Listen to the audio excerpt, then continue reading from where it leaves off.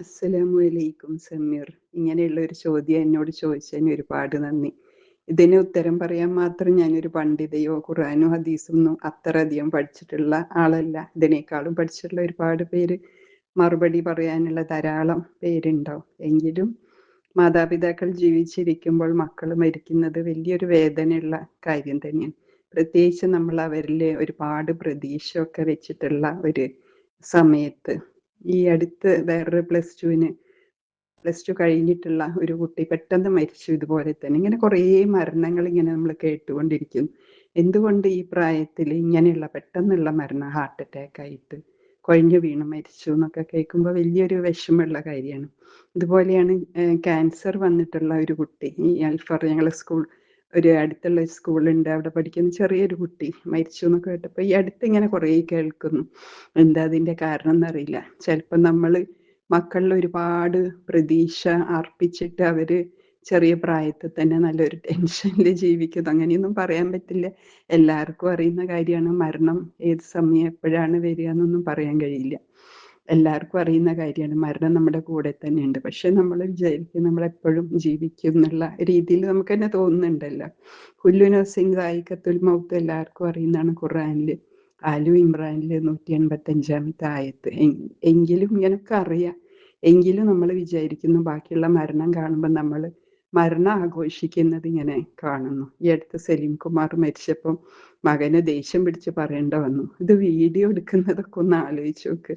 ഈ അടുത്ത് കാണുന്ന ഒരു കാഴ്ചകളിൽ വരുന്നതാണ് മരണം ഒരു ആഘോഷിക്കുന്ന ഒരവസ്ഥയിൽ. എന്നിട്ട് എന്തെങ്കിലും മക്കൾ പറഞ്ഞാൽ അതിനെതിരെ അവരെ വളരെ മോശമാക്കിയിട്ട് പറയുന്നൊക്കെ നമ്മൾ കാണുന്നു. ഖുർആനിലാണെങ്കിൽ ഒരുപാട് സ്ഥലത്ത് നിങ്ങൾ എവിടെ ആയിരുന്നാലും മരണം നിങ്ങളെ കണ്ടെത്തും എന്ന് പറയുന്ന അന്നിസ സൂറത്തിൽ 78-ാമത്തെ ആയത്തിൽ പറയുന്നു, നിങ്ങൾ എവിടെ ആയിരുന്നാലും മരണം നിങ്ങളെ കണ്ടെത്തും. നിങ്ങൾ കെട്ടിപ്പൊക്കപ്പെട്ട കോട്ടകളിലായിരുന്നാലും ശരി.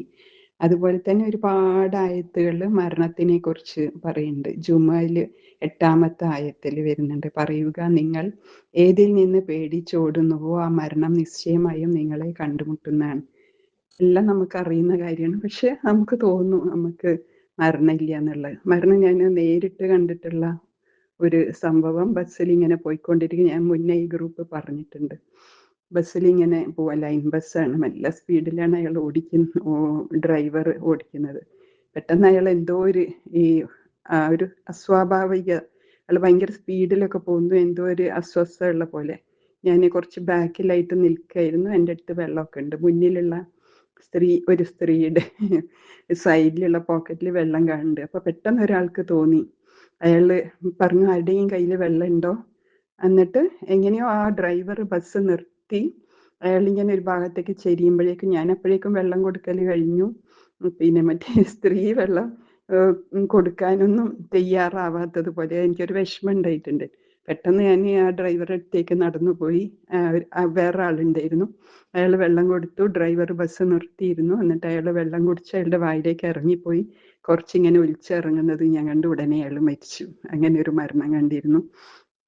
പിന്നെ അതുപോലെ ഇവിടെ അടുത്തുള്ള ഒരു മാഷ്, നല്ല ആരോഗ്യമുള്ള മാഷാണ്, മോളടുത്തേക്ക് ഒന്ന് പോയതാണ് ന്യൂസിലാൻഡിൽ. അവിടെ വെച്ച് മരണപ്പെട്ടു എന്ന് കേട്ടു. അപ്പൊ ഈ കാര്യങ്ങൾ ആലോചിച്ചു പോയി. എവിടെയായിരുന്നാലും എവിടെയാണോ നമ്മൾ മരിക്കുന്നത് അവിടെ നമ്മൾ എത്തിപ്പെടുന്നുള്ളത് ഒരുപാട് ഉദാഹരണങ്ങൾ നമ്മളെല്ലാവരും കണ്ടുകൊണ്ടിരിക്കുന്നു. ന്യൂസിലാൻഡിൽ വെച്ച് ഇവിടുന്ന് പോയാലും പെട്ടെന്ന് തന്നെ ന്യൂസിലാൻഡിൽ നിന്ന് മരിക്കുന്നു. പിന്നീട് ഇങ്ങോട്ടേക്ക് നാട്ടിലേക്ക് കൊണ്ടുവന്നു. അങ്ങനെ ഇവിടുന്ന് ഖബറടക്കമൊക്കെ ഇവിടുന്നായിരുന്നു. അപ്പൊ ഇങ്ങനെയുള്ള ഒരുപാട് സംഭവങ്ങൾ ഹദീസിലാണെങ്കിൽ നമ്മൾ ഒരിക്കലും മരണം ആഗ്രഹിക്കരുത് എന്നുള്ള ആണ് എനിക്ക് മനസ്സിലാക്കാൻ സാധിച്ചത്. അതുപോലെ തന്നെ എപ്പോഴും മരണത്തെക്കുറിച്ച് നമ്മൾ ചിന്തിക്കുക. മരണം ആഗ്രഹിക്കരുത്, പക്ഷെ മരണം നമ്മുടെ കൂടെ ഉണ്ട് എന്നുള്ള ഓർമ്മ ഉണ്ടെങ്കിൽ നമ്മൾ നല്ല പ്രവർത്തനങ്ങൾ ചെയ്യല്ലോ, നല്ല കാര്യങ്ങൾ ചെയ്യും. മരണത്തെക്കുറിച്ച് ഓർക്കുക. നിസ്കരിക്കുമ്പോഴൊക്കെ സ്വർഗവും നരകവും അതുപോലെ മരണത്തിനെ കുറിച്ച് ഓർക്കുമ്പോൾ കുറച്ചും കൂടി കോൺസെൻട്രേഷൻ കിട്ടും. ഈ ജീവിതത്തിലേക്ക് നമ്മുടെ ചിന്തകൾ ഇങ്ങനെ പോകുമ്പോൾ നിസ്കാരത്തിൽ ശ്രദ്ധ കിട്ടാതാവുന്നത് പലപ്പോഴും എല്ലാവർക്കും അറിയുന്ന കാര്യമാണ്. അതുപോലെ തന്നെ വേറെ ഹദീസിൽ എനിക്ക് ഒരുപാട് ഇഷ്ടമുള്ള ഒരു ഹദീസാണ്. നമ്മൾ ഭയങ്കര പ്രയാസമായിട്ട് നിൽക്കുന്ന സമയത്ത്, ജീവിതമാണ് ഭയങ്കര വേദന ഒക്കെ സഹിച്ചിരിക്കുന്ന സമയത്ത് ഒരു ദുആ ഉണ്ട്, ജീവിതമാണ് നമുക്ക് നല്ലതെങ്കിൽ അള്ളാഹു എന്നെ ജീവിപ്പിക്കണം, മരണമാണ് നല്ലതെങ്കിൽ മരിപ്പിക്കണേ എന്നുള്ള ഒരു ദുആ. അപ്പോൾ അത് മാത്രമല്ല നമ്മളെപ്പോഴും പിന്നെ ഒരു സന്തോഷം തരുന്ന കാര്യമാണ്. ഭയങ്കര പ്രയാസമൊക്കെ അനുഭവിക്കുമ്പോൾ ഈ പ്രയാസത്തിൽ അള്ളാഹുവിൻ്റെ അടുത്തുനിന്ന് കൂലി കിട്ടുന്നില്ല. അതുപോലെ മരണത്തിൻ്റെ സമയത്ത് ഈ പ്രാർത്ഥനയൊക്കെ ചൊല്ലാൻ പറ്റുന്ന വലിയൊരു അനുഗ്രഹമാണ്. അങ്ങനെയുള്ള ഒരു സമയത്ത് നമ്മുടെയൊക്കെ അവസ്ഥ എങ്ങനെയാണെന്നറിയില്ല. അങ്ങേയറ്റത്തെ ഈമാനുണ്ടെങ്കിൽ ആ മരണഘട്ടത്തിലൊക്കെ നമുക്ക് ഇങ്ങനെ പിന്നെ ഇങ്ങനെ അള്ളാഹുവിനോട് ഇങ്ങനെ ദുആ ചെയ്യാൻ സാധിക്കുള്ളൂ. ഈ ഭയങ്കര കടുത്ത വേദന എൻ്റെ മോന് ഹോസ്പിറ്റലിലെ കാര്യമൊക്കെ ഇങ്ങനെ പറയും. അപ്പൊ ഭയങ്കര കടുത്ത വേദന, താങ്ങാൻ പറ്റാത്ത വേദനയിൽ പിന്നെ പലവരും എന്താ ചെയ്യണ്ടേന്ന് അറിയാത്ത രീതിയിൽ അപ്പോൾ ഇങ്ങനെ ഇതേപോലെ ഈ പ്രാർത്ഥന ഈ അടുത്ത കാലത്ത് ഒരു മകനെ ദയാവധം ചെയ്യണമെന്ന് രക്ഷിതാക്കൾ ആവശ്യപ്പെട്ടു. എത്രയോ കാലമായിട്ട് കിടപ്പിലാണ്. അങ്ങനെ ദയാവധം അനുവദിച്ചു കൊടുക്കുന്നത് അപ്പോഴും ഈ പ്രാർത്ഥനയെ കുറിച്ചൊക്കെ ഇങ്ങനെ ഓർത്തുപോയി. ഇതിനെക്കുറിച്ച് എന്നെക്കാളും നന്നായി പറയാൻ കഴിവുള്ള ഒരുപാട് പേര് ഈ ഗ്രൂപ്പിൽ ഉണ്ടാവും. എന്തായാലും മരണത്തിനെ കുറിച്ച് നമ്മൾ എപ്പോഴും ഓർത്തുകൊണ്ടിരിക്കുക.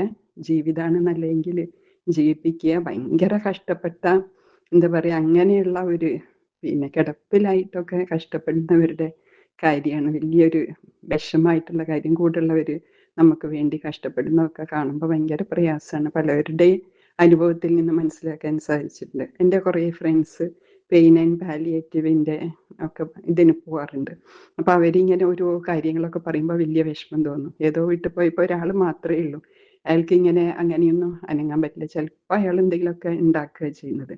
ഇവർ പോയപ്പോൾ ഇയാൾക്ക് തീരെ അനങ്ങാൻ വയ്യാത്തൊരു അവസ്ഥയിലാണ്. അങ്ങനെ ഇവർ ഫ്രിഡ്ജ് തുറന്നു നോക്കുമ്പോൾ മീനുണ്ട്. അങ്ങനെ ചോറും മീൻ കറിയൊക്കെ ഉണ്ടാക്കി അയാൾക്ക് ഭക്ഷണം കൊടുത്ത കാര്യം ഒക്കെ പറഞ്ഞിരുന്നു. ചില വീട്ടിൽ പോയിട്ട് ഇവരിങ്ങനെ വീട് മുഴുവൻ ഭയങ്കര വൃത്തികേടായിട്ടുണ്ടാവും. ഒറ്റയ്ക്ക് ഒരാളും അങ്ങനെയുള്ള ഒരു അവസ്ഥയിലൊക്കെ ആയിരിക്കും. ചിലപ്പോൾ 2 മാതാപിതാക്കൾ മാത്രമേ ഉണ്ടാവും, മക്കളൊക്കെ എവിടെയെങ്കിലും ആയിരിക്കും. അവരെ 2 പേരെയും ഇവർ നോക്കിയിട്ടുള്ള കാര്യവും അങ്ങനെയുള്ള ഒരുപാട് സംഭവങ്ങൾ ഈ മരണത്തിനെ കുറിച്ചും ജീവിതത്തെക്കുറിച്ചൊക്കെ പറയുമ്പോൾ അങ്ങനെ അങ്ങ് പറഞ്ഞു പോകും. അസ്സലാമു അലൈക്കും.